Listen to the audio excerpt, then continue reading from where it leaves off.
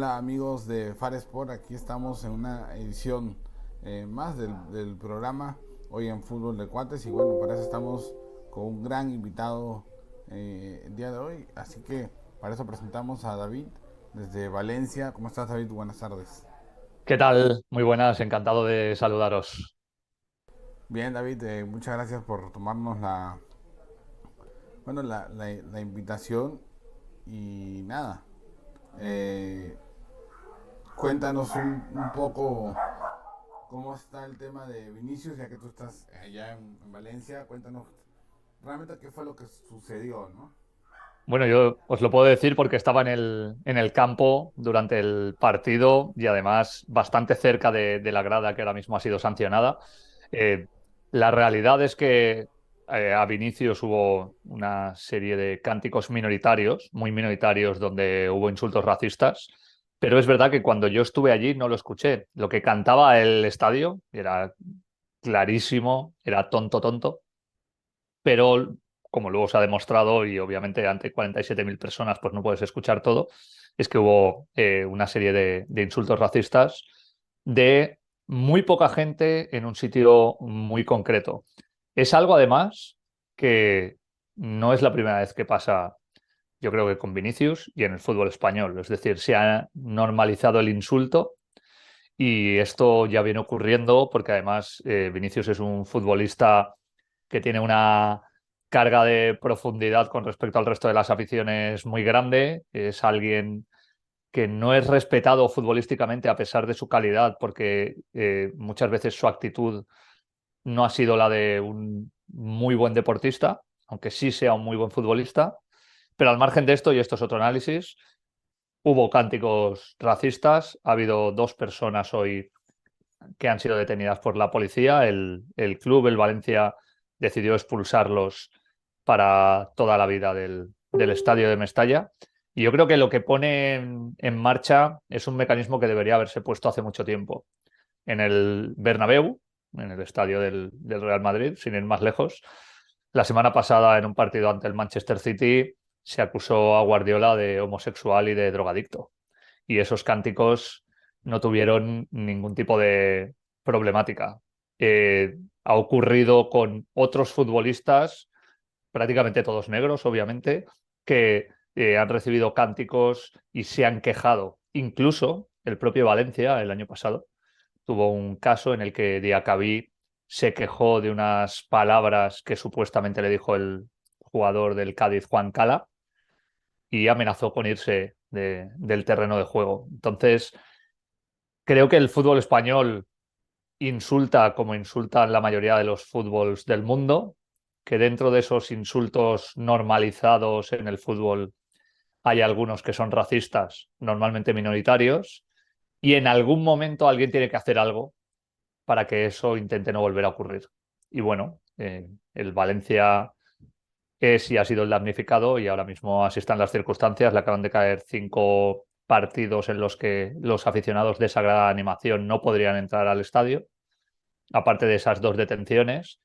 Y también el comité de competición en España le retiró la tarjeta roja a Vinicius en una decisión que ha sido muy controvertida, porque en realidad hubo una agresión por parte del futbolista del Real Madrid. Ese, grosso modo, con todo lo que ha pasado, te puedes imaginar durante 72 horas los enormes debates a nivel nacional que estamos teniendo.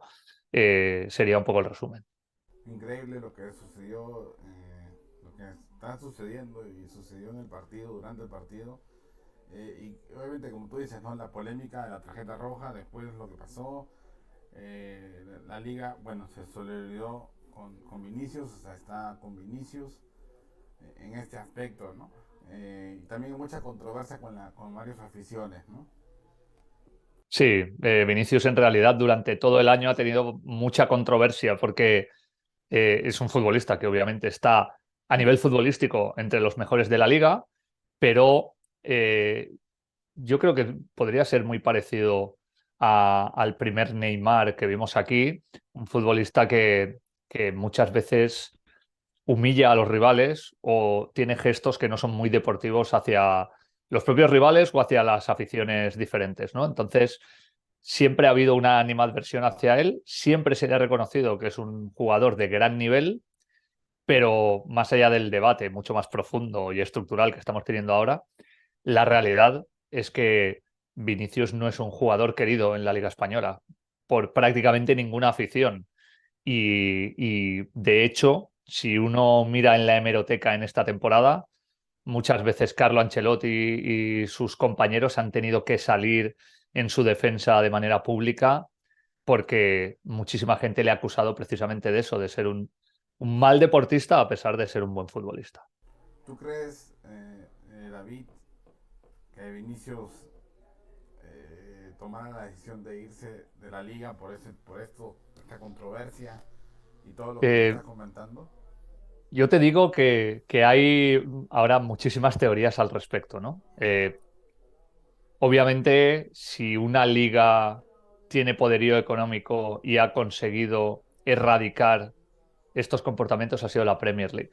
Y siempre puede estar en la mente de Vinicius. También hay que tener en cuenta una cosa, y es que Vinicius acaba contrato en un año y podría firmar como agente libre. Todavía no renovó su vinculación con el Real Madrid. Con lo cual, esto también puede ser un impulso bastante grande en esas circunstancias. De hecho, el propio Real Madrid en un momento determinado puede argumentar que debido a todo esto que está ocurriendo, pues lo mejor es no contar con un elemento de disrupción tan grande, aunque sea un jugador de altísimo nivel. Al Claro, final, exacto. ya se ha deshecho de otros jugadores en su culmen como Cristiano, ¿no? Y bueno, y no le ha pasado nada, todo lo contrario. Entonces, creo que este puede ser un primer paso, salvo que haya un cambio radical para que Vinicius a corto o medio plazo se plantee, que es algo que creo que no se planteó jamás, dejar el Real Madrid. Sí, creo que sería plantearse el dejar por Real Madrid por esto, por toda esa controversia que nos comentas. Y bueno, pasando a otros temas, quería preguntarte justamente por el equipo de Valencia que estás ahí. ¿Cómo ves? Salvó la categoría después de esta campaña, ¿no? Bueno, está cerquita, pero hay tantos equipos que están tan juntos, tan abajo en la tabla, que en realidad matemáticamente aún no la salvó y aquí se puede complicar todo mucho. Hay partidos y equipos que no esperaban ganar, sin ir más lejos en esta jornada, el Real Valladolid contra el Fútbol Club Barcelona o el Almería la semana pasada, y estamos en un momento en el que ni siquiera con 40 puntos tiene la salvación. Es verdad que ha conseguido unos puntos importantísimos en los últimos tiempos y además es curioso porque teniendo a jugadores como Cavani, como Samuel Lino, como Samu Castillejo, en los tres últimos goles, los siete últimos puntos, los han dado tres jugadores procedentes de las categorías de formación que estaban jugando en el equipo B prácticamente toda la temporada. Claro. Bueno, no sé si se lo va a salvar o no, creo que puede ser que sí, aunque yo te digo que no había mucha esperanza en que lo pudiera hacer, pero es un aviso muy importante y además el club tiene un problema patrimonial muy grande, debe mucho dinero, tiene que vender futbolistas.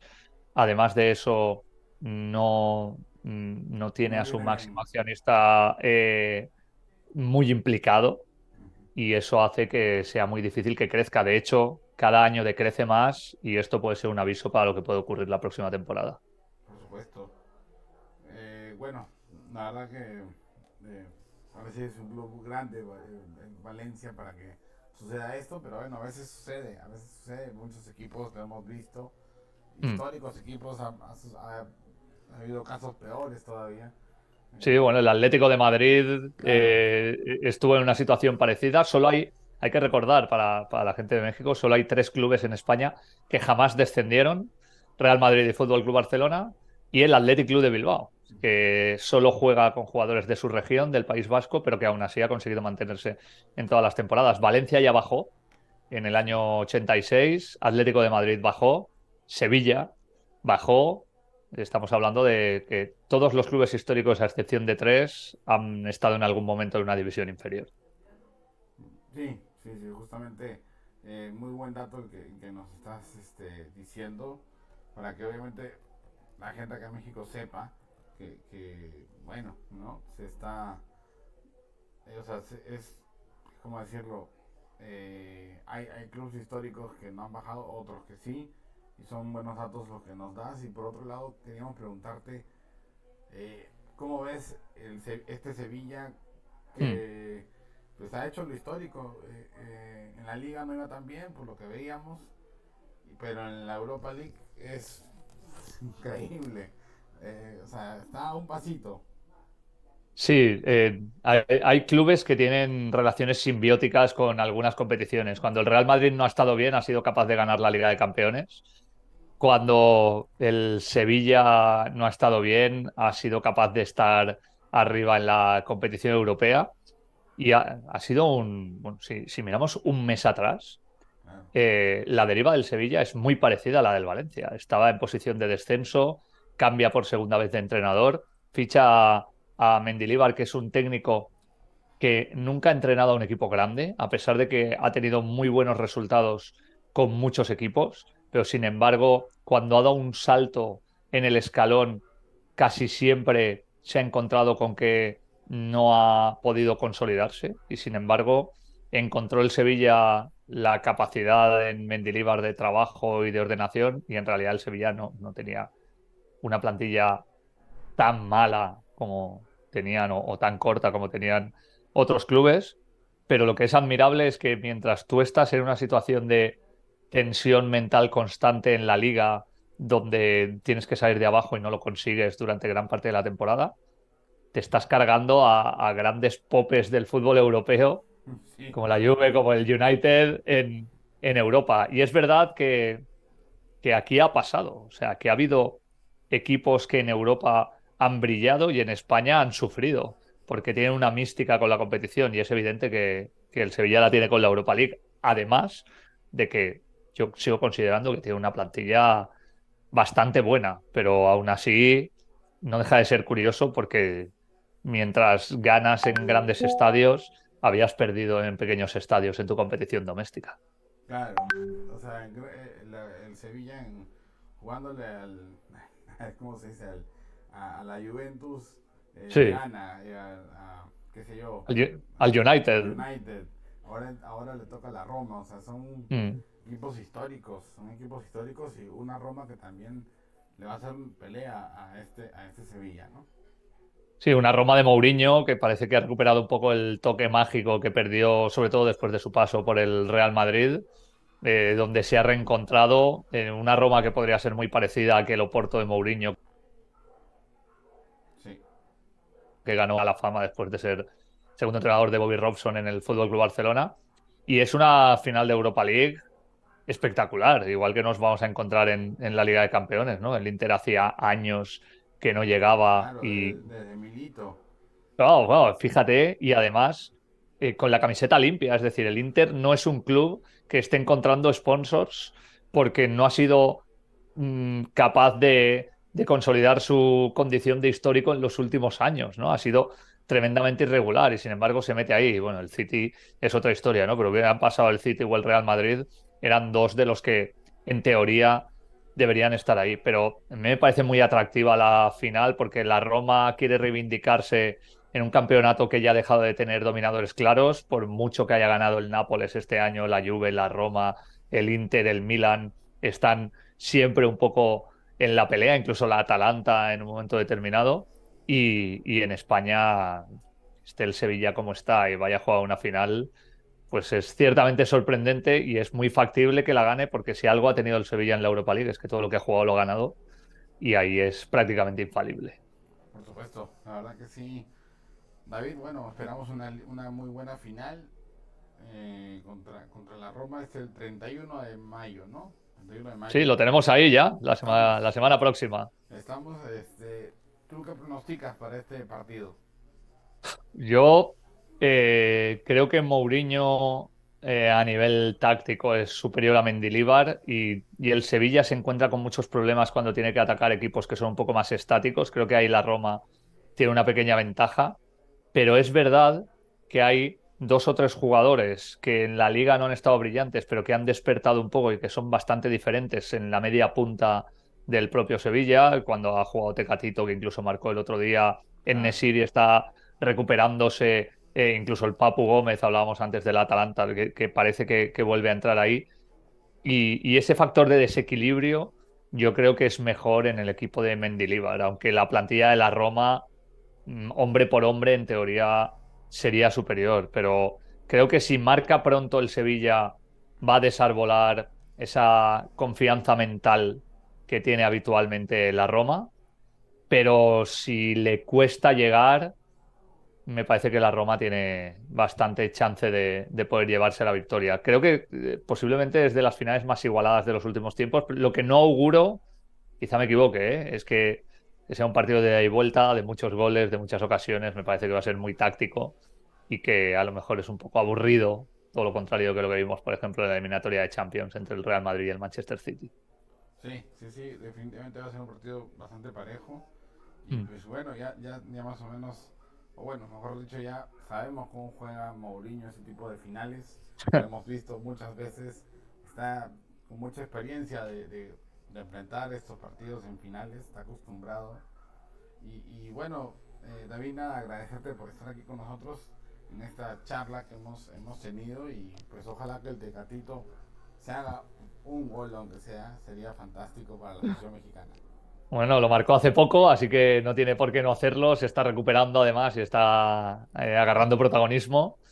Y vamos a ver si la afición mexicana por ese lado puede conseguir un título y llevarse una alegría y además teniendo tan cerca el Mundial y todo lo que supone en los próximos años, que el territorio se vaya posicionando también a lo grande a nivel europeo. Correcto. Y nada más preguntarte, se- acá en México se está rumorando, es una opción de muchas sobre el caso Raúl Jiménez. ¿Crees tú que sería bien llevarlo a España? Yo creo que lo que ha pasado con los jugadores mexicanos en general, si exceptuamos a Andrés Guardado, Ujú. es que han necesitado encontrar a un entrenador y una estructura que les dé la suficiente confianza como para adaptarse en 2 años, porque el primer año siempre ha sido difícil para toda la gente que vino de allá. Y es verdad que cada vez más está llegando jugadores de la parte de México y que cada vez más también el fútbol es más parejo, pero lo hemos visto este año con Tecatito o lo vimos en algún momento en los últimos años. Yo creo que es un futbolista que encaja, creo que además cada vez más las diferencias ya no son tan grandes en el salto desde América a Europa, pero depende de dónde vaya y con quién esté, la situación puede ser diferente. Hemos visto que igual que los futbolistas argentinos o los futbolistas yugoslavos prácticamente no tienen un periodo de adaptación, la gente que viene de México, por alguna razón, sí que necesita un poco más de tiempo. Y ahí va a depender de quién sea finalmente, si lo consiguen, el que logre traerlo a España. Correcto, correcto, sí, sí, sí, efectivamente creo que el futbolista mexicano se tiene que adaptar. Hay futbolistas mexicanos que se han adaptado muy bien a la liga holandesa, por ejemplo. El caso de Santi Jiménez, Mm. que es un jugador, bueno, que mucha gente lo pide. Y bueno, vamos a ver qué sucede. La verdad, David, muchas gracias por esta charla. Bueno, vamos a volver contigo en las próximas charlas para seguir hablando del Sevilla, Valencia, la información que tengas a la mano. Encantado, de verdad. Por supuesto, estoy a vuestra disposición. Saludos desde España y estamos en contacto en todas las ocasiones que lo necesitéis. Un abrazo grande para todos. Muchas gracias, David. Y nosotros volvemos a las 7 de la noche de México para hablar de la Copa Libertadores. Deportivo Pereira enfrenta a Boca Juniors en esta fase de grupos. Gana Pereira y Boca podría quedar en suspenso de la eliminación de la Copa Libertadores. Así que bueno, volvemos con eso y mucho más.